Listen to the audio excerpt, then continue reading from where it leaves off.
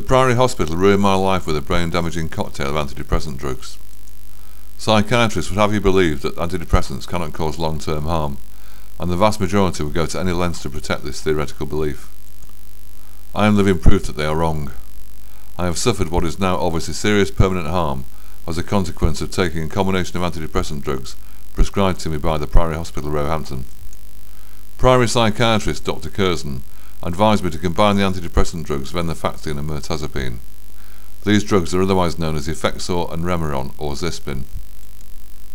I only took this combination of antidepressants for a very short time and stopped doing so because it caused me a very severe headache. Taking them was the biggest mistake of my life. Since then I've been unable to take any medication whatsoever due to the extreme and immediate adverse effect that so much as a single tablet of any drug now has on me. Unfortunately, the problem doesn't stop there, because food and drink and other prescription drugs now also have an extreme adverse effect on me. Combining those antidepressant drugs has completely messed up my brain chemistry. I now suffer with constant headaches and feel far worse than I did before I took any antidepressants. I can honestly say that I wish I'd never taken any at all, and I certainly regret becoming a patient at the Priory Hospital. I'm sitting here outside the Priory in protest about two things.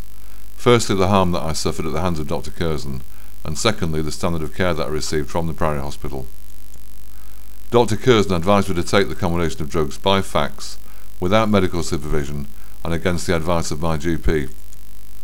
When it became obvious that combining these drugs had caused me so much harm, the Priory didn't want to know. They just dropped me like a stone. Without doubt, trusting Dr. Curzon at the Priory Hospital was the biggest mistake of my life.